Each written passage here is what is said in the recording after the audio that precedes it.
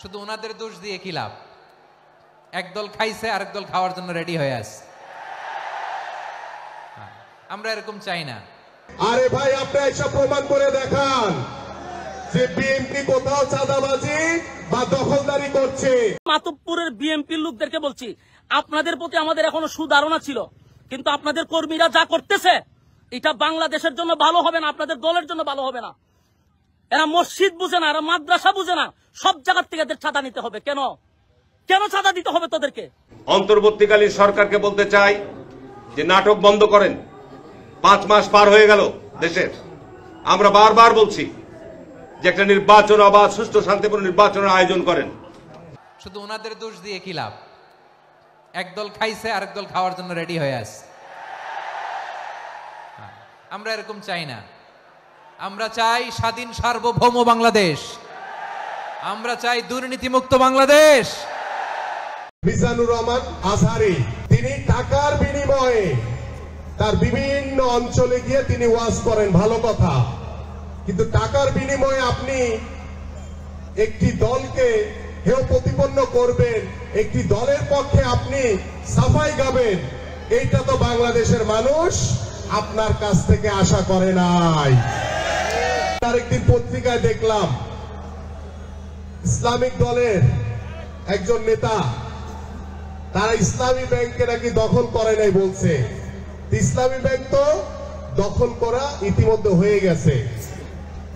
আপনারা দখলের নামে আবার কোনো কিছু হলেই বিএনপি চাঁদাবাজি করছে, দখলদারি করছে। আরে ভাই, আপনি এসব প্রমাণ করে দেখান যে বিএনপি কোথাও চাঁদাবাজি বা দখলদারি করছে। আপনারা একটু দেখেন আমরা কোন দেশে বসবাস করতেছি। আপনারা দেখেন যারা মানুষের সামনে এসে বলে সাধু সাজে, আমি তাদের মুখোশটা উন্মোচন করার জন্য আজকে লাইভটা দিছি। আমার হবিগঞ্জ জেলার মাতুবপুর থানার শাহজাহানপুর ইউনিয়ন এটা এতার এগিয়ে গেছেন শাহজাহানপুর ইউনিয়ন। এখানে আপনারা দেখেন আমার একটা প্রতিষ্ঠান, আপনারা জানেন যারা আমার পেজটিতে আছেন। আমি আবারও বলছি, অনেকে কমেন্টস করতেছেন, ভাই কমেন্টস করার আগে ভিডিওটা শেয়ার করেন, অত্যন্ত গুরুত্বপূর্ণ। ভিডিওটা শেয়ার করেন, আপনাদের কাছে আমি অনুরোধ করছি লাইভের শুরুতে ভিডিওটা শেয়ার করেন। কিছু মানুষের মুখোশ উন্মোচন করা খুবই দরকার, এজন্য আমি লাইভটা দিচ্ছি। দেখেন আমার মাদ্রাসাটা আমি কতটুক যুদ্ধ করে এই মাদ্রাসাটা করছি আপনাদের জানার বাকি নাই। এই মাদ্রাসা করতে গিয়ে আমি বহু যুদ্ধ এবং 15 দিন 1 মাস পর্যন্ত আমি সংগ্রাম করে এলাকাবাসী নিয়ে আমি মাদ্রাসাটা আমি করছি। এখন এই মাদ্রাসার মাটির প্রয়োজন। আজকে আমরা অনেকদিন ধরে মাটির প্রয়োজন। আমি আমার সামনে মাহফিল আসতেছে, মাটি ফালাবো, এই জন্য আমি গতকালকে একজন আমারে মাদ্রাসার জন্য মাটি দিছে। এক ভাই বলছে যে আমার জমির থেকে আপনি মাটি আনেন, আমি আপনার মাদ্রাসায় মাটি দান করছি, আপনি মাটি ফালান।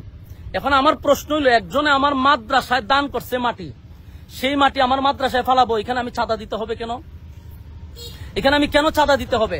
চাঁদার জন্য আপনারা দেখেন, চাঁদার জন্য আমার গাড়িটারে আটকায়ত রাখছে। এখানে আমার মাদ্রাসার মাটি নিতে দিতেছে না। এই দেখেন আমার গাড়ি আটকায় রাখছে তারা, আমার গাড়িতে মাল নিতে দিতেছে না। এরপরে এখানে আপনারা একটু দেখেন, আশ্চর্য বিষয় হলো একটা প্রতিষ্ঠান, মানুষ যেখান থেকেই হোক, মানুষ প্রতিষ্ঠানের প্রতি একটা দরদ থাকে, একটা মায়া থাকে, আসে না। আমার এখানে একজন আছে, এরা আমার এলাকারই, তো এখানে এদের বক্তব্য হলো যে আমাদের কিছু এখানে নাই, এখানে আমরা চেয়ারম্যানের নির্দেশে আমরা গাড়ি আটকাইছি। এরা আমার গাড়ি আটকায় রাখছে, এটা হলো তাদের বক্তব্য হলো আমরা চেয়ারম্যানের নির্দেশে আটকায় রাখছি। তো এদের সাথে তো আমার আর কথা বলে লাভ নাই, কারণ এরা নিরুপায়। চেয়ারম্যানের আদেশ রক্ষা করতে গিয়ে আমার গাড়ি আটকায় রাখছে। মাদ্রাসার মাটি ফালাবো আমি, আমার একজনে মাদ্রাসার মাটি দান করছে। এখন আমরা তো বিভিন্ন জায়গার থেকে, রাস্তাঘাট থেকে চাঁদা নেই, চাঁদাবাজি, তারপরে বিভিন্ন ভাবে আপনার বিভিন্ন জায়গার থেকে চাঁদাবাজি হচ্ছে, বাজার আট থেকে যেখান থেকে পারে এখান থেকে এখন ধুম ধারাক্কা চাঁদাবাজি চলতেছে। এখন আমি বাংলাদেশের একটা বড় দলকে বলছি যে আপনাদের এগুলা বিষয়গুলো অবগত থাকা দরকার। আরে ভাই, তুই খাস বিভিন্ন জায়গার থেকে অসুবিধা, একটা মাদ্রাসার থেকে তো আমাদের এই জিনিসগুলো বোঝা দরকার। উনি আমার মাদ্রাসার মাটিটা আটকায় রেখে দিছে। আমি ওনারে ফোন দিছি, আমি ওনারে ফোন দেওয়ার পরে কিন্তু লাইভে আসছে। ওনারে আমি কয়েকবার ফোন দিছি, উনি আমার ফোনটা ধরে বলছে যে তোমার সাথে তো আগেরও কথা হয়েছিল, তুমি টাকা পয়সা দিলা না কেন? অথচ আগে একবার মাদ্রাসার মাটি ফালাইতে ওনাকে আমি 20,000 টাকা চাঁদা দিছি। উনার নিজস্ব লোকেরা আমার কাছ থেকে এই 1,000 টাকা নিছে। আমার কাছে প্রমাণ আছে, ডকুমেন্টস আছে, উনি যে আমার কাছ থেকে চাঁদা নিচ্ছে এটার ভিডিও ক্লিপ আমার কাছে আছে। এখন উনি আবার চাঁদার জন্য আমার গাড়িটা আটকায় রেখে দিছে। কারণ আমি দেশবাসীর কাছে বলবো, মাতুব্বর থানার যারা আছেন তাদের কাছে আমি বলবো যে আপনারা দায়িত্ব পালন করতেছেন, যে কোনো প্রতিষ্ঠানও কি তারা মানবে না? হ্যাঁ, বিএনপির যারা আছেন, আমরা আপনাদেরকে মহব্বত করি, আপনারা নির্যাতিত একটা দল, আপনাদেরকে মহব্বত করি। আপনারা যে মাঝে মধ্যে বলেন যে কে চাঁদাবাজি করে, তো আপনাদের দলের লোকেরা যদি এইভাবে মাদ্রাসা মসজিদ থেকেও চাঁদাবাজি করে, এটা কি আপনাদের দলের জন্য কোনো কল্যাণ বয়ে আনবে? আমারে বলেন, এটা কি বিএনপির জন্য কোনো কল্যাণ হবে? মাদ্রাসা মসজিদ তো মানুষ মানার কথা। আমার মাদ্রাসাটা আমি যুদ্ধ করে মাদ্রাসা করছি, আজকে আমার মাদ্রাসা মাটি ফেলাবো? এখানকার চেয়ারম্যানে তার গুন্ডা বাহিনী দিয়ে আমার মাদ্রাসার মাটি আটকে দিব কেন? আমি বারবার অনুরোধ করছি আমার মাদ্রাসা এটা ছেড়ে দেন। এরপর এরা বলতেছে এটা চেয়ারম্যানের নির্দেশ, মাটি ছাড়া হবে না। 2টা গাড়ি আমার সকাল থেকে আটকে রাখছে, আমি আমাদেরকে বেতন দিতে হবে না? 2 গাড়ি আমার আটকে রেখে দিছে, কোনো কথা তারা শুনতে রাজি না। টাকা দিব, তারপরে তারা মাটি ছাড়বে। আমার প্রশ্ন হলো, আমি আমার আরেক জায়গা থেকে আমি আমার কিনা মাটি দানের মাটি আমি যদি মাদ্রাসাত পালাই, এখানে আমি কেন চাঁদা দিব? কেন চাঁদা দিব? আমি মাতুব্বর সমস্ত বিএনপির যারা আছেন তাদেরকে অবগত করছি, এটা আপনাদের জন্য কোনো দিন শুভ হবে না। এটা আপনাদের জন্য বড় ধরনের একটা ক্ষতি হয়ে দাঁড়াবে। আমি আপনাদেরকে এটা অবগত করার জন্য বিএনপির যারা আছেন মাতুব্বর থানার, আপনাদের কাছে আমি বিচার দিলাম। আমার মাদ্রাসা মসজিদ কোনো কিছু তারা মানতেছে না, সব জায়গাতে তাদের চাঁদা নিতে হবে। এর আগে আমার মাদ্রাসাতে চাঁদা নিছে, 20,000 টাকা দিছি, এটা তার খুশি হয় নাই, এই জন্য আমার মাদ্রাসার মাটি আটকে দেওয়া হয়েছে।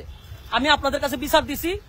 আমি টিউনু সাহেবের সাথে ইনশাল্লাহ কথা বলছি, আমি মাতুব্বর যাইতেছি, সমন্বয়কদের সাথে কথা বলছি, ওখানকার আইন শৃঙ্খলা বাহিনীর সাথে কথা বলছি। আমার তারা আশ্বস্ত দিছে যে আপনি আসেন, এটা আমরা দেখতেছি। তো আমি বিষয়গুলো আপনাদেরকে জানাইছি। মেহেরবানি করে আপনারা ভিডিওটা সর্বোচ্চ শেয়ার করবেন, তাদের মুখোশটা উন্মোচন করা দরকার। আমার ক্ষতি করতে পারে তারা, এই লাইভের পরে আমার ক্ষতি করতে পারে। আমি দেশবাসীকে আবারও বলছি, এই চেয়ারম্যান আমার ক্ষতি করতে পারে। আমার যদি কোনো ধরনের ক্ষতি হয়, বুঝবেন এরা জড়িত। আমার পান্নাসির ভয় আছে, আমার যে কোনো সময় তারা আমার হামলা করতে পারে, আমার প্রাণের উপরে তারা হামলা করতে পারে। শাহজাহানপুর পারভেজ চৌধুরী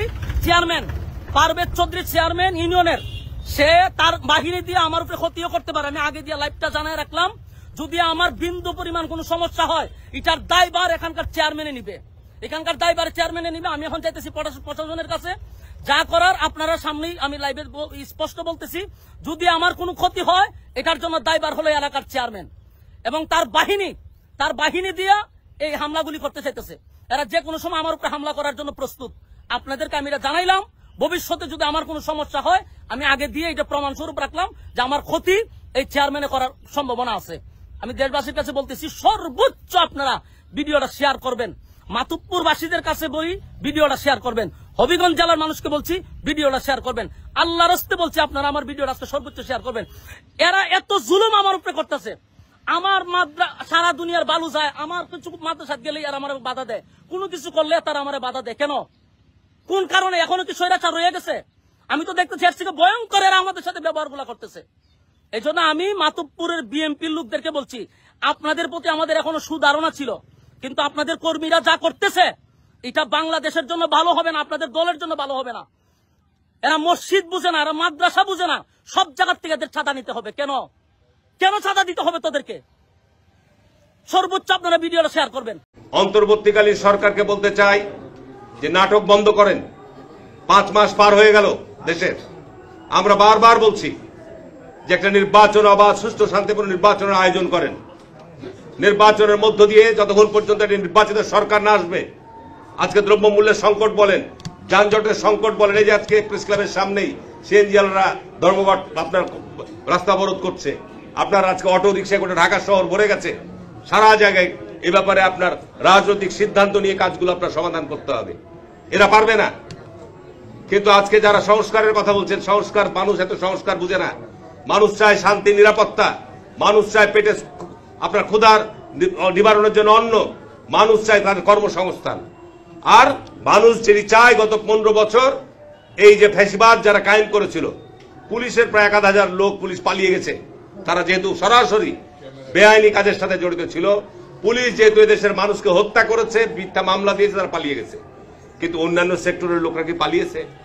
প্রশাসন, বিচার বিভাগের কিছু লোক, প্রধান বিচারপতি সহ কিছু লোক পালিয়েছিল, কিন্তু তারা এখনো বিদ্যমান রয়েছে, বিভিন্ন অফিস আদালতে এখনো বিদ্যমান রয়েছে।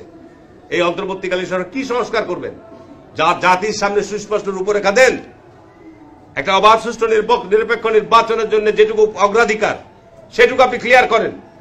নির্বাচনে যদি আপনার মাইন্ড সেট ঠিক থাকে, যারা রাষ্ট্রীয় ক্ষমতায় থাকবেন, এই পুলিশ প্রশাসন দিয়ে নির্বাচন অবাধ সুষ্ঠু করা সম্ভব। আর যদি আপনাদের মধ্যে কোনো অসৎ উদ্দেশ্য থাকে, তাহলে নির্বাচন সুষ্ঠু শান্তিপূর্ণ করা সম্ভব নয়। আমরা জাতীয়তাবাদী দলের পক্ষ থেকে ইয়ুথ ফোরামের পাশে আমরা আছি। আমরা শুধু এটুকু বলতে চাই, বাংলাদেশ জাতীয়তাবাদী দল, এদেশে জাতীয়তাবাদী শক্তি যে কোনো ষড়যন্ত্র রুখার জন্য প্রস্তুত আছে। আমরা অপেক্ষা করছি সরকারের কাছ থেকে ক্লিয়ার স্পষ্ট বক্তব্য জানতে চাই। যদি সরকার এই নির্বাচনের ব্যাপারে সুস্পষ্ট ঘোষণা এবং সুস্পষ্ট ব্যাখ্যা না দেয়, আমরা মনে করব যে একটা ষড়যন্ত্র চক্রান্ত এই সরকারের ভিতরেই রয়েছে। সুতরাং আমরাও কিন্তু সুস্পষ্টভাবে এটা মোকাবেলা করার জন্য রাস্তায় নামতে বাধ্য। আমরা সমর্থন দিচ্ছি, আমরা সহযোগিতা দিচ্ছি। তার অর্থ এ নয় যে আপনি দীর্ঘসূত্রিতা করবেন। দেশের মানুষের অর্থনৈতিক সংকট বাড়বে, দেশের মানুষের সামাজিক সংকট বাড়বে। স্বাধীনতার পর থেকে শুধু শাসকের হাত বদল হয়েছে, আমরা কিছু পাই নাই, ঠিক কিনা বলেন?